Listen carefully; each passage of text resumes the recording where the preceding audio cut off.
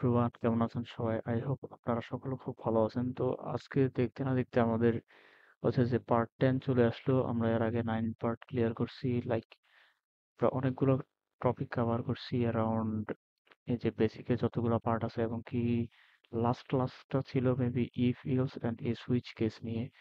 I hope আপনারা এগুলো দেখছেন, খুব ভালোভাবে ওখানে এক্সপ্লেন করা আছে বিষয়গুলো। Today we are gonna discuss about some problems like write a C program to find the sum of two float numbers, and write a C program to find the sum of three floating numbers. And number three is write a C program to find sum of two integer numbers and one floating numbers. Write a C program to find the sum of one integer and two floating numbers. So চলুন আমরা এটা হচ্ছে যে code ব্লকসে গিয়ে দেখি। So well, আমরা যদি এখানে দেখি যে আমরা বেসিক হেডার ফাইল ব্যবহার করছি, বেসিক স্ট্রাকচার যেটা আমি এটা তৈরি করে রাখছি আগে থেকে। এটা হচ্ছে যে আমাদের হেডার ফাইল, এটা হচ্ছে যে আমাদের int main function and just second bracket and cash আমি ব্যবহার করছি কজ যাতে আমার অনলি ওই নাম্বারটাই দেখায়, এক্সট্রা অতিরিক্ত যাতে আউটপুট আমার কিছু না দেখায়। যদি আমরা এখানে দেখি, আমাদের ফার্স্ট প্রবলেমটা হচ্ছে যে write a C program to find the sum of two float numbers. আমরা দুইটা ফ্লোট নাম্বারের যোগফল বের করবো, যার জন্য আমাদের ফ্লোট ডাটা টাইপ নিতে হবে। নেওয়ার পরে আমরা হচ্ছে যে ভেরিয়েবল দিলাম এ, এর ভিতরে রাখলাম 9, বি ভেরিয়েবল এন্ড রাখলাম 7। সো আমাদের দুইটা ফ্লোট নাম্বার নেওয়া হয়ে গেছে। সো এখন আমাদের সাম করতে হবে। সো সামের জন্য আমি জাস্ট এখানে লিখলাম যে sum equal to A plus, just এখানে লিখছি A plus B. Okay fine. So আমাদের সাম কিন্তু ডিক্লেয়ার করতে হবে এখানে অলসো। সো এখানে ডিক্লেয়ার করে দিই সাম। সো আমাদের ডিক্লারেশন পার্ট শেষ। জাস্ট এখানে হচ্ছে যে আমাদের প্রিন্ট এফ করতে হবে, প্রিন্ট এফ। এন্ড আমাদের দুটো ডাটা টাইপ কিসে আছে? ফ্লোটে আছে। সো যার জন্য আমাদের ফরম্যাট স্পেসিফায়ার মাস্ট বি ফ্লোটে হবে, ফ্লোট। এন্ড আমাদের যে যোগফলটা কিসের মধ্যে স্টোর করা আছে? সামের মধ্যে। সো সিম্পলি জাস্ট আমরা এখানে সামটা দিয়ে দিচ্ছি এন্ড দেন জাস্ট লাস্টে সেমিকোলন। এখন যদি আমরা আউটপুটটা দেখি, এই যে আমাদের আউটপুট হচ্ছে যে 16। 9 plus 7 is equal two 16, but এখানে অনেকগুলো শূন্য দেখাচ্ছে। আমি চাইলে এগুলোকে ডিক্রিজ করতে পারি, লাইক আমি যদি দিই এখানে 0.2। সো এখন দেখেন আমার কিন্তু কমে যাবে আরো। এই যে আমার মাত্র দুটো শূন্য দেখাচ্ছে, কজ আমি এখানে আগে ডিক্লেয়ার করে দিছি প্রিন্টে যে আমার দুটো শূন্য যাতে দেখায়। সেটাই হলো হচ্ছে মূলত দুটো ফ্লোটিং পয়েন্টের যোগফল। এখন যদি আমি চাই যে তিনটা ফ্লোটিং পয়েন্ট, তাহলে সিম্পলি আমি জাস্ট এখানে অ্যাড করছি C. C is equal to 2। 2 দেওয়ার পরে সিম্পলি আমি এখানে হচ্ছে যে প্লাস করে দিব C. So what will happen? 7 plus 2 at 9, and output should be 19.00.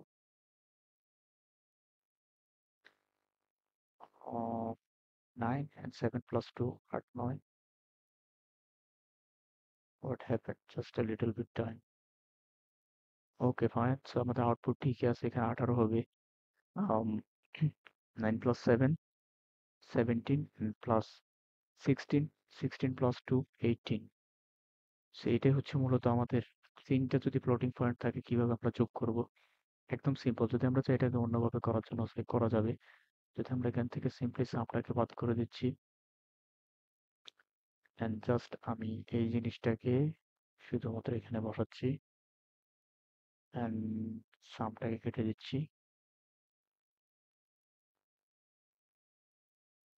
So এখন যদি আমি আউটপুটটা দেখি, সো এক্স্যাক্টলি আমার সেম আউটপুট দেখাচ্ছে 18.00। সেটা হচ্ছে মূলত আমরা চাইলে এখানে করতে পারি, অথবা একটা ভেরিয়েবলের আন্ডারে রেখে জাস্ট ওইটাকে আমরা প্রিন্ট এফে দিয়ে দিলে আমাদের আউটপুট শো করবে। সো এখন আমরা সেকেন্ড প্রবলেমে যাই। Write a C program to find the sum of three floating number. So আমরা এটা কিন্তু করে ফেলেছি অলরেডি। দেখি, আর 3 নম্বর প্রবলেম হচ্ছে write a C program to find the sum of two integer number and one floating number. So এটাও খুব ইজি। জাস্ট আমাদের হচ্ছে যে এখানে like two floating point. So আমি এখানে সেমিকোলন দিলাম, দেওয়ার পরে আমার একটা ইন্টিজার নাম্বার। সো জাস্ট আমি সির মধ্যে রাখলাম। সো দুইটা আমার ফ্লোটিং পয়েন্ট আর আমার একটা ইন্টিজার নাম্বার। এখন যদি আমি আর আমার আউটপুট কিন্তু অবশ্যই ফ্লোটিং এ আসবে, কারণ আমার দুইটা যেহেতু ফ্লোটিং পয়েন্টে আছে। সো আমার ইন্টিজার যদি এর সাথে যোগ হয় তাহলে কিন্তু আমার আউটপুটটা ফ্লোটিং পয়েন্টে আসবে। সো এখন যদি আমি রান করি, সো দেখেন এখানে 80 দেখাচ্ছে। তো এক্স্যাক্টলি হচ্ছে যে দুইটা ফ্লোটিং নাম্বার এবং একটা ইন্টিজার নাম্বার কিভাবে যোগ করতে হয় আমরা দেখে নিলাম। দেন হচ্ছে যে write a C program to find the sum of one integer number, two float numbers. ওকে, আমরা এখন এটা করেছিলাম। এখন আমরা এটা করব যে write a C program to find the sum of two integer number. So এখানে আমরা টু ইন্টিজার নাম্বার হলে আমি জাস্ট এখানে দিচ্ছি b equal to 7 and just আমি এখান থেকে এটা রিমুভ করে দিচ্ছি। কোশ্চেনে ছিল ফ্লোটিং নাম্বার কয়টা, একটা ফ্লোটিং নাম্বার। সো আমার একটা ফ্লোটিং নাম্বার নিলাম, দেন দুইটা ইন্টিজার নিলাম, নেওয়ার পরে হচ্ছে যে যেহেতু আমার একটা ফ্লোটিং এ আছে, সো ডেফিনেটলি আমার আউটপুটটা ফ্লোটিং পয়েন্টে আসবে। এখন যদি আমি রান করি, তো দেখেন আমার এখানে কিন্তু 18 এক্স্যাক্টলি আউটপুটটা। চাইলে আমি এটাকে সাম দিয়েও করতে পারি। সো এখন আমার সাম যেহেতু ফ্লোটিং পয়েন্টে আসবে, সো আমি এখানে সাম দিতে হবে। সাম ইজ ইকুয়াল টু সাম, সাম সমান কিন্তু আমাদের শূন্য ধরে নিতে হবে, তাই শূন্য, যেহেতু আমরা ফ্লোটিং পয়েন্টে ধরছি। না ধরলেও সমস্যা নাই। তো জাস্ট সাম নিলাম, নেওয়ার পরে সামের ভিতরে আমরা হচ্ছে simply a plus b, sorry b and c, so it's okay. So just আমরা এটা প্রিন্ট করে দিই। এখন যদি আমরা দেখি আমাদের আউটপুট 18.00 দেখাবে। সো এক্স্যাক্টলি, সো এটাই হচ্ছে মূলত আমাদের exact output. So some is equal two আমাদের শূন্য শূন্য ধরে নিলে বেটার হয়, 0.0, কারণ না হলে এটা বারবার যখন এটা প্রসেসটা প্রসেস দিয়ে এটা যোগ হয় তখন কিন্তু এটা গার্বেজ ভ্যালু ধরে নিতে পারে, যার কারণে আমরা শূন্য শূন্য ব্যবহার করি। এখন যদি আমরা রান করি 18.00, so better to use zero initialization after sum, so it would be better. Okay, so that was the whole video about. So here I solved 4 problems within a video, you can see. So if you like my video, like my videos and subscribe. So that's all about today. Next time I will come with new topics or new problems. Bye bye.